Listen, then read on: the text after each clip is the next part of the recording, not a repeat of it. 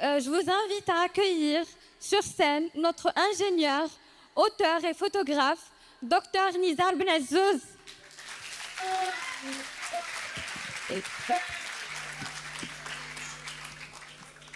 Assalamu alaikum. So, thank you so much for having me here. I'm gonna say it in English. It's easier. So it's been 2 or 3 days. Been chilling down in TEDxESITH near Agadir. Nice place. A lot of surfers. And so I received this message on my phone, asking me like, "Do you want to participate in TED Talk?" And I was like, "Yeah, sure." And so came all the way here. And basically, well, we're used to this, how Moroccans so play it out. I'm used to this sort of. But my brain was talking all the time, saying like, well, look, it's sunny here and it's beautiful and there's the beach. Why would you travel all the way to Casablanca to just give a speech about TED Talk that you're not even prepared to give, right? But keeps talking, and at some point I was like, oh, I'm having a conversation with my mind, and I'm gonna go beyond the conversation and just tell him to shut up and just continue my path, which is taking the challenge to go and give the speech in this TED Talk. And so, yesterday, when I started thinking about the topic that I'm gonna give right now, I went to something that every student uses here today, right? Which is ChatGPT. I think at least you used it once in your lifetime, or at least once a day. This ChatGPT, for my parents who are here who never used it before, is an AI tool, which is artificial intelligence. It's a machine that's answering you whenever you write, right? So everybody knows that. So just ask it anything, and it will answer you in a couple of seconds. That's what we call the data revolution, this sort of fourth revolution that's going on right now in the digital era with the AI tools. So artificial intelligence. So it's not only a chat, it's not only a machine talking, it could be a machine creating an image, a machine creating whatever sort of data that you ask it to create. Could be text, could be image, could be video, could be whatever. So we have thousands of tools that are popping on the internet right now. And so this is my sort of engineering background, IT engineering background, that got me into thinking about how does this tool work? That could be a good topic actually to give to the students here in this TED Talk. And then there is my mystical side, my sort of, I would call it a Sophie side, a philosopher side, which tell me like, okay, look, students are interested in IT and in AI, but they are also interested in human beings. They want to understand themselves. So how can we combine both topics in order to give them some value in this talk? And so I'm going to come back to that in a second. But first, let's understand how does this AI works in a very, very basic, at a very basic level, really. So basically, there is what we call data. Data, for example, is this images of dogs. Imagine an AI that will tell you, is this a dog or not? That's the purpose of this AI that I'm going to create. Imagine, right? So this AI, I will give it what we call a database full of thousands, millions of pictures of dogs in different sorts of situations. And this AI will do what we call machine learning. It will learn, we will teach it, we will train it to distinguish whether this is a dog or not. And in the future, it will tell you, okay, so we'll ask it, hey AI, I took this picture, is this a dog or not? Is it a cat? Is it a dog? And the AI will tell you, well, look, it's 80% maybe yes, or 20% no. So it's a probability sort of system based on the past data. So that's really basically how an AI sort of works. And so when you think about it, why should I care? Why do I care as a human being about AI, apart from using the tool to answer my homeworks, right, and my exams?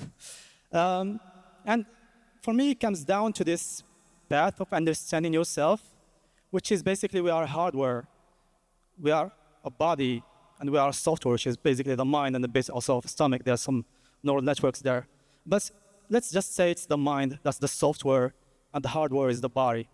And since you are a kid, you really spent your time collecting this data using your senses. So touch, seeing, smelling, tasting, etc.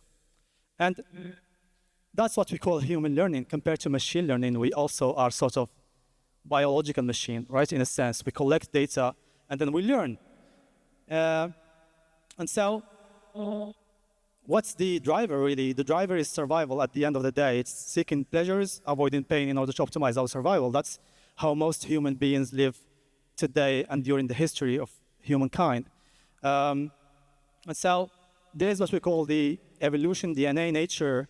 That's the data that you sort of collect or that your body work on. You have a body, you have data going on all subconsciously in your body, whether it's blood running through your veins, whether it's when I scream at you, you will be scared. Since you are a child, you will be scared because basically you have this data already built in sort of system in your brain telling you whenever someone screams, you will turn around and run away, for example. That's fight or flight instincts, right? So this is really deep down in our brain, we have this sort of physiological capabilities and responses to stimulus that we already have. It's a code program inside our body. Then obviously as we grow up, we are 2 years old, we are 3 years old, then we start to touch things, we start to smell things, we start to taste things. We have this joy of learning, of playing. We learn through playing as kids, right? And we give us a name, we say your name is X or Y, this is your language, this is your religion, and you sort of just not accept it because you don't have really the choice when you're a kid, so you just sort of assimilate everything inside of you, and it defines your story. It starts to build up your story of who you are. Then you go to the school and friends tell you like, oh, this is good, this is bad, this is you should do, this is you shouldn't do. Oh, you should pass this exam, you should avoid this teacher, you should go to this place, etc. And you start building this whole story around yourself, around your ego as of who you are. And then we continue the story again. You go to society and you have partners and you have marriages and you have kids. And again, there's this concept of Hashuma that I really like in Morocco, which is, so many things are Hashuma, so it's like sort of built inside of us, right? This is Hashuma, this is not. And so think, for example, of a kid that's born in Sweden compared to a kid born in Morocco. Would they have the same sort of upbringing now, right? It's exactly not the same because obviously his environment, his data, the data that he collected since 0 years old till, let's say, 10, 20 years old, is kind of different from what we had as data in Morocco, right? And so we build different stories, different sorts of egos. And that's in terms of, if we do literature studies, that's what we call the Maya in Hinduism, illusion. In the Buddhism, that's what we call the matrix in other places. That's what we call hayat dunya in Islam, right? It's basically this life. It's like we have VR glasses, virtual reality glasses, where we just see everything around the world. We see everything like it's real, but actually it's just all data processing mechanism that you built on as you go through life. And all that, again, is to seek pleasure and sort of avoid pain in order to optimize your survival. That's the basic level of the life that most people live today and throughout history. And why am I telling you that, all that? Why? What's the point of all understanding who we are? What's really the point for you guys that are engineering students that's going to go to the workplace, that's going to start life officially away from your parents and start to be independent, right? And so, two things. First one is, it will help you to read other human beings. Most relationships are based on this idea that we communicate, we exchange data. Communication is basically an exchange of data, whether it's talking, whether it's body language, whether it's through other means, through WhatsApp, through other channels. But it's at the end of the day, it's really an exchange of data. And so, are you aware of the amount and quality of data that you put in your mind, consciously and subconsciously? Are you aware of that or not? Because if you're not, you're gonna sort of like a sponge.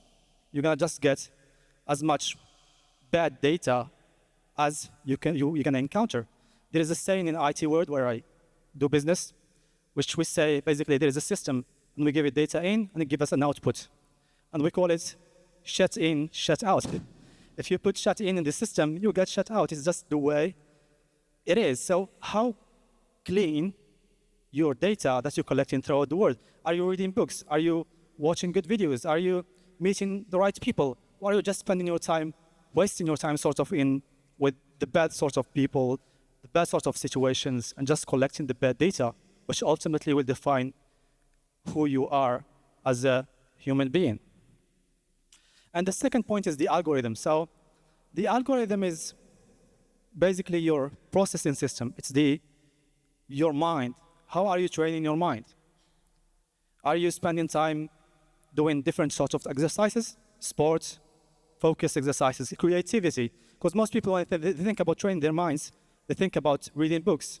Yes, but there's also creativity. What creative exercises do you do to train the right side of your brain, right? Do you do some sort of art, some sort of music, some sort of dancing? I don't know. Just are you training your mind in different sorts of situations, or are you just focusing on one sort of pillar, right?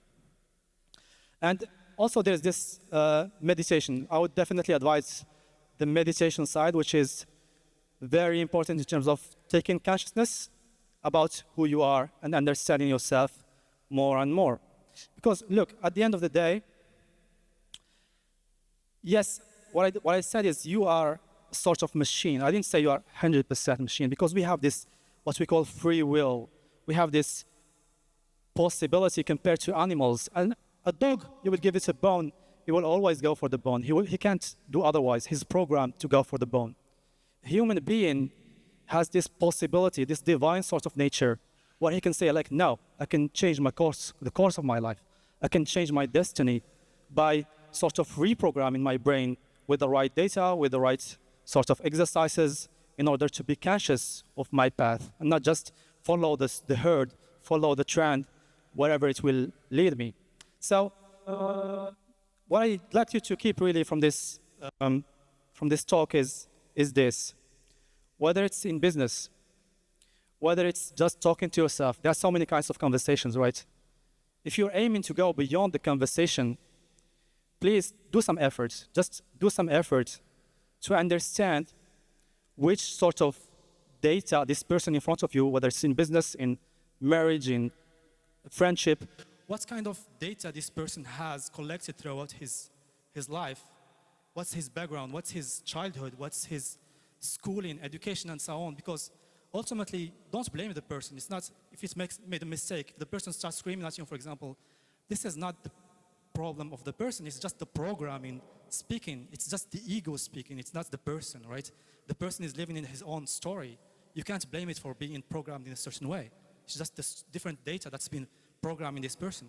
So, but to do that, you need to be conscious about yourself first. You need to be this higher consciousness that say, oh, so I understand how people work, and I understand how I work. And if I get angry, then maybe it's not me getting angry, it's just the stimulus and the data that I collected throughout my life that's got me angry. And so I do some effort to change it and reprogram myself in the right direction. So yeah, that's pretty much it. Hopefully you learned something out of it. Thank you so much.